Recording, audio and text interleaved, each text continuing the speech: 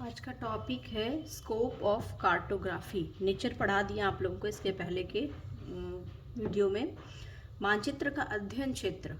मानचित्र का अध्ययन क्षेत्र जो है मतलब है कि मानचित्र जो बनाते हैं वो कहाँ कहाँ पे हम उसका इस्तेमाल करते हैं, उसका किन किन जगह पे हम उसका यूज़ करते हैं, है ना। तो मानचित्र ऑलरेडी जो है वो ग्लोब और ग्लोब में बना होता है, हमारा प्लेन पेपर पे बने होते हैं, डायग्राम के थ्रू बना होता है ना। तो कई जगहों में हमारा मानचित्र का यूज़ होता है, बल्कि आज के डेट में ये इतना इम्पॉर्टेंट है कि हर एक क्षेत्र में इसका यूज़ होता है, ताकि हम किसी भी चीज़ों को बहुत इजी वे में, बहुत अट्रैक्टिव वे में और बहुत मतलब कोई भी व्यक्ति उसको देखते के साथ उसको समझ सकता है। और ये बहुत इजी मेथड हो गया है चीज़ों को, लोगों को समझाना, कोई भी चीज़ों को। इसलिए मानचित्र का जो है ना अध्ययन क्षेत्र बहुत बड़ा है, विशाल है। अभी हम इसको इसका जो है, जब आप नेचर एंड स्कोप दोनों जब होगा तो दोनों लिखेंगे। अगर सिर्फ स्कोप पूछता है तो स्कोप में आपका आंसर देंगे।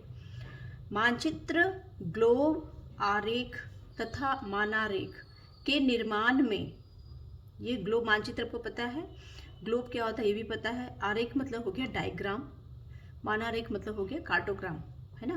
के निर्माण में ये जितने भी चीज़ें हैं उसमें जो निर्माण में प्रारंभ से अंत तक किए जाने वाले प्रक्रमों मतलब प्रोसेस जो होते हैं अलग अलग की संख्या, विविधता, अंतर वस्तु की विशालता एवं मानचित्र कला की प्रकृति इसके अध्ययन क्षेत्र की व्यापकता को दर्शाता है।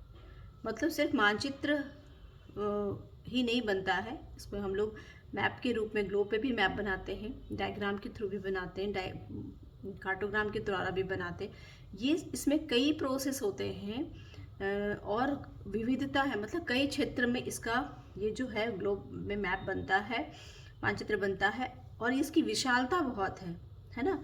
और इसकी प्रकृति जो इसका जो नेचर है, इसकी जो क्वालिटी है वो कितना व्यापक है, वो इस चीज़ों को बताता है। इसी वजह से ये सारा चीज़ें जो है ना काफ़ी डिटेल में होता है। मानचित्र कला की बहुत सारी शाखाएं हैं, जैसे भौगोलिक मानचित्र कला। भौगोलिक मतलब हमारे जो ज्योग्राफी से रिलेटेड जो होते हैं, जियोग्राफिकल कार्टोग्राफी। सांख्यिकी मानचित्र कला है ना, सांख्यिकी से डेटा कलेक्ट करके भी हम डेटा को मैप के द्वारा बता देते हैं, है ना, जो इजी हो जाता है, डेटा पढ़ना टफ होता है।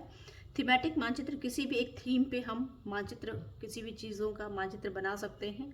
समाचार पत्र संबंधी मानचित्र कला, है ना, समाचार पत्र में भी हम लोग न्यूज़ को मानचित्र के द्वारा दर्शा सकते हैं।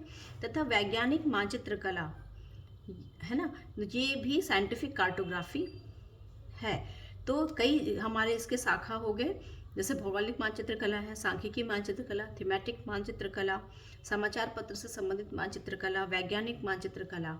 तो कई इसकी शाखाएं हैं, है ना, कई ब्रांचेस हैं जहाँ पे हम लोग मानचित्र का यूज़ करते हैं। इन शाखाओं से मानचित्र कला की विशेषीकरण की प्रवृत्ति स्पष्ट होती है। दैट मीन्स कि किसी भी एक खास चीज़ में, है ना, स्पेशलाइज होता है उसकी मानचित्र कला के द्वारा किसी भी चीज़ की स्पेशलिटी को हम दिखाते हैं। जबकि मानचित्र कला के मूल नियमों तथा तकनीकों के विचार से सभी शाखाएं एक समान होती हैं। और जब भी कोई मानचित्र बनता है तो जो भी शाखा हो लेकिन उसके जो नियम होंगे और जो उसके टेक्नोलॉजी होंगे, टेक्निक्स होंगे, वो सब एक जैसा होगा। जैसे आपको बताया था ना, कला और विज्ञान, ये दो चीज़ें बहुत इंपॉर्टेंट है, ये दोनों के बिना मानचित्र नहीं बनाया जा सकता। तो ये नियम हैं जिनके द्वारा मानचित्र कला बनते हैं। इसका थोड़ा डिटेल हम लोग पढ़ेंगे। 20वीं शताब्दी में राष्ट्रीय मानचित्रावली से संबंधित देश के धरातल, भूवैज्ञानिक संरचना, जलवायु, मिट्टी, प्राकृतिक वनस्पति, अपवाह तंत्र, जनसंख्या, अर्थव्यवस्था, परिवहन, संचार साधन, स्वास्थ्य तथा समाज सांस्कृतिक दशा आदि के संबंध में सभी ज्ञात सूचनाओं को मानचित्रों, आरेखों तथा मानरेखा के द्वारा प्रदर्शित किया जाता है। ये लगभग सारे जितने भी चीज़ें हमारे जीवन से जुड़े हुए हैं, इन सारे चीज़ों के बारे में हम मानचित्र के द्वारा इसको हम दर्शा सकते हैं। इससे देश के भौगोलिक अध्ययन में महत्वपूर्ण मदद मिलती है। भौगोलिक अध्ययन में हमको इजी हो जाता है अगर हम इन सब चीज़ों को मैप के थ्रू या डायग्राम के थ्रू दिखाते हैं। तो वर्तमान समय में त्रिविम 3 डायमेंशनल ग्लोब मानचित्र तथा उच्चावच मॉडल रिलीफ मॉडल्स का प्रचलन है। उच्चावच मॉडलों से आंतरिक भू आकृति प्रक्रमों जैसे भूकंप, ज्वालामुखी, हिमनद, पवन, भूमिगत जल इत्यादि का ज्ञान कराया जाता है। इसके अतिरिक्त भूगर्भ प्लेट विवर्तनिकी, प्लेट टेक्टोनिक, महासागरीय खाइयाँ जो ट्रेंच होते हैं, महासागरीय कटक रिज के भी 3D मॉडल बनाए जाते हैं। दैट मीन्स है कि इतने जगह हम मानचित्र के द्वारा इन सारी चीज़ों को दिखाते हैं और इससे क्या होता है कि हम बहुत ईजिली उस चीज़ों को समझ पाते हैं मानचित्र के द्वारा और वो अट्रैक्टिव होता है, पढ़ने में भी इंटरेस्टिंग होता है और हर एक चीज़ों को, हर एक जो हमारी लाइफ से जुड़ा हुआ जो चीज़ है उसको हम मैप के द्वारा इंगित कर सकते हैं। तो इसका अध्ययन क्षेत्र काफ़ी विशाल है। इसमें बेसिकली 2 चीज़ें हैं। मानचित्र कला की प्रकृति के अनुसार, उसका जो नेचर है उसके अनुसार अध्ययन क्षेत्र को प्राय 2 भागों में बांटा गया है। 2 भाग हम ये लिखेंगे, सैद्धांतिक मानचित्र कला थियोरेटिकल कार्टोग्राफी, दूसरा है अनुप्रयुक्त मानचित्र कला अप्लाइड कार्टोग्राफी। किसी भी चीज़ में क्या होता है, एक थ्योरी बनता है फिर उसको हम लोग अप्लाई करते हैं लाइफ में, है ना।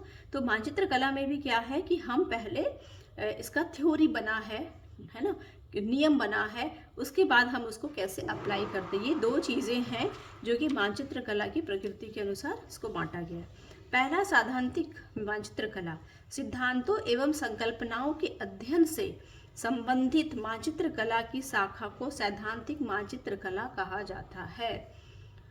क्या क्या है इसमें, सिद्धांत है और संकल्पना है, ठीक है। ये दोनों चीज़ों से जो संबंधित जो बनता है हमारा कार्टोग्राफी को सैद्धांतिक मानचित्र कला कहा जाता है। इसका उद्देश्य मानचित्र कला को विकसित करना और नया से नया जगह पे, नए क्षेत्र में इसका विकास करना, उसे अधिक से अधिक उपयोगी बनाना होता है। इस कार्य के लिए वह मानचित्र कला की विधियों में आवश्यक संशोधन करके, जो भी मानचित्र कला का जो पुराना विधि है या जो चल रहा है उसमें और संशोधन करके नवीन एवं परिष्कृत विधियों का सृजन करता है। एक नया और ज़्यादा ही शुद्ध सृजन करता है जिससे उपभोक्ताओं की आवश्यकताओं के अनुरूप मानचित्रों की रचना की जा सके, जिससे कि उपभोक्ता जो हैं, जो भी जो चाहते हैं चीज़ों को मानचित्र के द्वारा पढ़ना या देखना, वो उनकी आवश्यकताओं को पूरा करता है। सैद्धांतिक मानचित्र कला के क्षेत्र में मानचित्रों के संकलन कंपाइलेशन होता है, डिजाइनिंग होता है, अभिन्यास लेआउट होता है, फिर आरेखन ड्राइंग होता है, संपादन होता है एवं मुद्रण मतलब फाइनल जो बन के आता है आदि से संबंधित विभिन्न पक्षों के वर्तमान मानकों स्टैंडर्ड का मूल्यांकन तथा नवीन विधियों को एवं उच्च मानकों का सृजन तथा अध्ययन किया जाता है। ठीक है, तो ये सैद्धांतिक मानचित्र कला में काफ़ी सारा काम होता है, प्लस साथ में हमारे नियम जो होते हैं वो बने होते हैं और वो हमेशा नियम को उसको नया नया नियम का खोज होता है ताकि मैक्सिमम जो है मानचित्र का हम लोग फ़ायदा उठा सकें। दूसरा है अप्लाइड कार्टोग्राफी, है ना। ये है कि अब इसको हम लोग अप्लाई कैसे करते हैं। सैद्धांतिक मानचित्र कला के द्वारा निश्चित किए गए सिद्धांतों, मानकों एवं निर्देशों के अनुसार मानचित्र बनाने की वास्तविक क्रिया अनुप्रयुक्त मानचित्र कला कहलाती है। मतलब जो भी हमारे निर्देश थे, हमारे जो मानक थे, है ना, हमारे जो सिद्धांत थे, उसको हम लोग क्या कर रहे हैं, वास्तविक क्रिया के रूप में, मतलब रियल, उसको रियलिटी में लेके आते हैं और उसका मानचित्र बनाते हैं, उसको कहते हैं अनुप्रयुक्त मानचित्र कला। मानचित्र कला की इस शाखा में सर्वेक्षण उपकरणों के प्रयोग व विवरणों के संकलन क्या क्या होता है। पहला तो हम लोग सर्वे करते हैं जो कि प्रैक्टिकली हो रहा है, विवरणों का संकलन, जितने भी हमको जो इंफॉर्मेशन होता है उसको हम लोग एक जगह कंपाइल करते हैं, वर्गीकरण करते हैं, अलग अलग उसको वर्ग में बांटते हैं, विश्लेषण करते हैं, उस पर चर्चा होती है, आलेखन करते, फिर उसको हम लोग लिखते हैं, से लेकर मानचित्रों के पुनरुत्पादन, है ना, उसका जो बन के निकल के आता है तक की जाने वाली समस्त प्रक्रियाएं सम्मिलित रहती हैं। तो अप्लाइड कार्टोग्राफी में ये सारी क्रियाएं होती हैं, सर्वे भी होता है, संकलन भी होता है, वर्गीकरण भी होता है, विश्लेषण भी होता है, आलेखन भी होता है, ये सारी क्रियाएं इसमें सम्मिलित होती हैं। इस प्रकार एक अनुप्रयुक्त मानचित्रकार विभिन्न विषयों से संबंधित जटिल तथ्यों एवं विचारों को चाक्षुष मतलब विजुअल भाषा में पाठकों के समक्ष प्रस्तुत करता है। कह रहा है कि अप्लाइड जो कार्टोग्राफी क्या है कि हर एक विषय में अलग अलग जो भी विषय है उसमें कई डेटा हमारे होते हैं, कई ऐसे इन्फॉर्मेशन होते हैं जिसको हम इजी ढंग से एक्सप्रेस नहीं कर पाते, नहीं शो कर पाते। उन सारे तथ्यों को, है ना, विजुअल मतलब कि हम लोग देखते हुए, उसको दिखाते हुए, है ना, डायग्राम के थ्रू दिखाते हुए हम लोग पाठकों के समक्ष प्रस्तुत करते हैं, जिससे कि कठिन से कठिन जो इन्फॉर्मेशन होता है, डेटा होते बड़े बड़े, उनको हम बहुत इजी वे में अपने कार्टोग्राफी के थ्रू लोगों के समक्ष प्रस्तुत करते हैं, ताकि लोगों को बहुत आसानी से समझ में आ सके। तो दो चीज़ें हैं, एक आपका हो गया सैद्धांतिक मानचित्र कला, दूसरा हो गया अनुप्रयुक्त मानचित्र कला, है ना, थियोरेटिकल और अप्लाइड कार्टोग्राफी। अच्छा, अब हम लोग इसमें एक जो है दोनों कार्टोग्राफी में जो है क्या क्या हम लोग करते हैं, ये हमारा अध्ययन क्षेत्र है। हम इसको यहाँ पे अध्ययन करने के टाइम में, एक मानचित्र बनाने के टाइम में हम किस किस स्टेजेस को पार करते हैं। तो सबसे पहले कार्टोग्राफी के लिए हम क्या करेंगे, कोई भी जगह का हमको अगर मानचित्र बनाना तो वहाँ का सर्वेक्षण करेंगे, सर्वे करेंगे। सर्वे कैसे कर सकते हैं, ज़मीन पे चल के भी कर सकते हैं, या फिर हम लोग हवाई फोटोग्राफी से बहुत सुंदर बड़े बड़े एरिया का एक साथ फोटोग्राफी हो जाता है। तो ये दोनों हम लोग एज अ सर्वे में आता है, सर्वेक्षण, है ना, उसमें हवाई फोटोग्राफी भी आता है। सर्वेक्षण सबसे पहले करेंगे हम लोग, इन्फॉर्मेशन कलेक्ट करेंगे।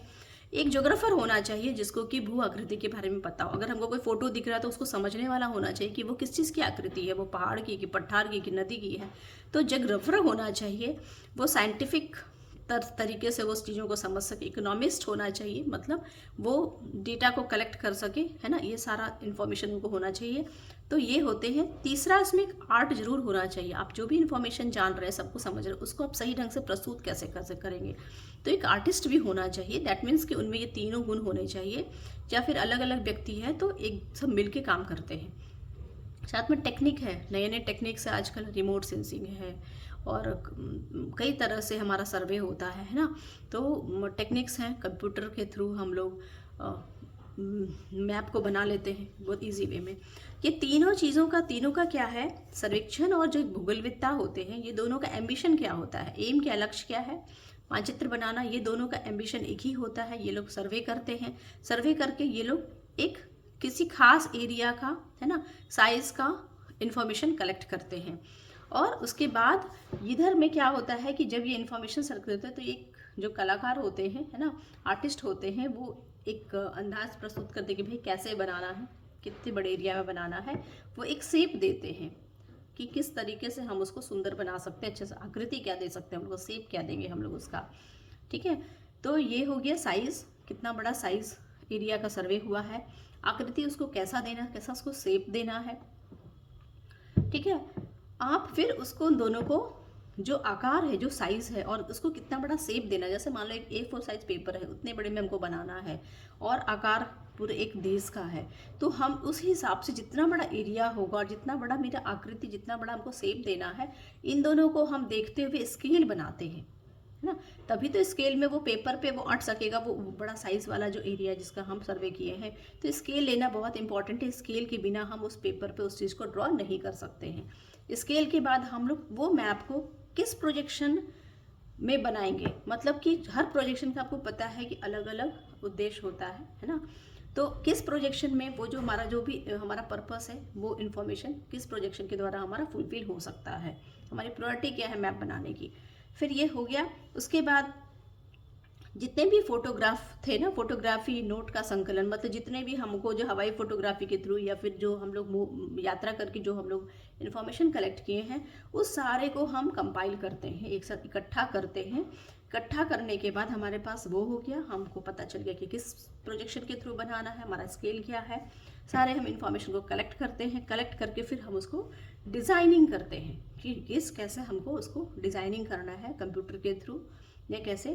फिर उसका हम लेआउट करते हैं, फिर हम उसको और बनाते हैं उसको हम लोग, है ना, कि प्रस्तुत करते हैं उसको। फिर हम लोग उसमें ड्राइंग बनाते हैं। ड्राइंग के बिना तो मैप में तो ड्राइंग ही होता है। ड्राइंग बनाते हैं, इंकिंग करते हैं, उसमें रंग भरते हैं, है ना। फिर इंकिंग करने के बाद फिर हम लोग उसमें एडिटिंग करते हैं। एडिटिंग करने के बाद उसमें हम लोग कुछ प्रिंटिंग करते हैं।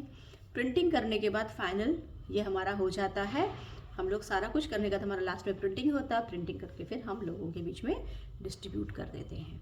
तो इतने सारे प्रोसेस हैं जिसके द्वारा एक कोई भी मैप बनता है। मैप बनाना बहुत क्षणिक काम नहीं है, इसमें एक प्रोसेस होता है, तभी एक मैप जो होता है वो सही होता है। और इसमें कई चीज़ों का सहयोग होता है। सर्वे करने में भी एक्सपर्ट होते हैं, लोग ज्योग्राफर भी एक्सपर्ट होते हैं और कुछ आर्टिस्ट भी होते हैं। नहीं तो अगर तीनों गुण जो अगर किसी व्यक्ति में है तो ये सारे काम कर सकता है। तो हमारा कोई भी मानचित्र जो बनता है वो उनका ये पूरा का पूरा अध्ययन क्षेत्र है। इन सारे जगह का अध्ययन करते हैं, उसके बाद फाइनल हमारा वो मैप का निर्माण होता है। तो जब आप लिखोगे तो ये वाला जो पूरा का पूरा जो है आंसर में ज़रूर बना देना। इसको 2-3 बार पढ़ोगे तो आपको याद हो जाएगा, इसको समझते हुए पढ़ोगे तो और याद हो जाएगा। जैसे कुछ चीज़ें बहुत इंपॉर्टेंट है, ये आपको एकदम नहीं छोड़ना है, ये तीनों पॉइंट, ठीक है। फिर आपको स्केल एकदम नहीं छोड़ना है, आकार आकृति नहीं छोड़ना है, प्रक्षेपण एकदम इम्पॉर्टेंट है, इसके बिना हम नहीं बना सकते हैं। फिर हम इसका संकलन करते हैं नेचुरली, फिर डिज़ाइनिंग करते हैं, लेआउट करते हैं, ड्राइंग करते हैं, इंकिंग करते हैं, एडिटिंग करते हैं, प्रिंटिंग करते हैं। जैसा सिंपल हर एक चीज़ में प्रोसेस होता है, कोई भी चीज़ बनने में वो सारा कुछ हमारा होता है इसमें। तो वो 3-4 बार पढ़ लेंगे तो वो हमको याद हो जाएगा। बाकी इसमें बहुत कुछ भी नहीं है, ये भी आपको इसमें सिद्धांत क्या है, सिद्धांत होते हैं, नियम होते हैं, उसके बाद ही बनते हैं। तो बहुत अगर दोनों क्वेश्चन मिला के अगर आता है नेचर एंड स्कोप, तो दोनों को मिला करके कंपाइल करके बनाएंगे। तो हम इसको अगर दोनों आता है तो हम इसको थोड़ा छोटा कर देंगे, हम यहाँ तक ही उसमें लिखेंगे। यहाँ लिखने के बाद हम लोग नेचर लिखेंगे, स्कोप में यहाँ तक लिखेंगे और उसके बाद हम लोग ये दोनों पॉइंट, ये दोनों हम लोग ज़रूर लिख लेंगे और ये वाला ज़रूर हम लोग बना लेंगे। ये सबसे ज़्यादा अट्रैक्टिव होगा, तभी आपको नंबर अच्छा मिलेगा।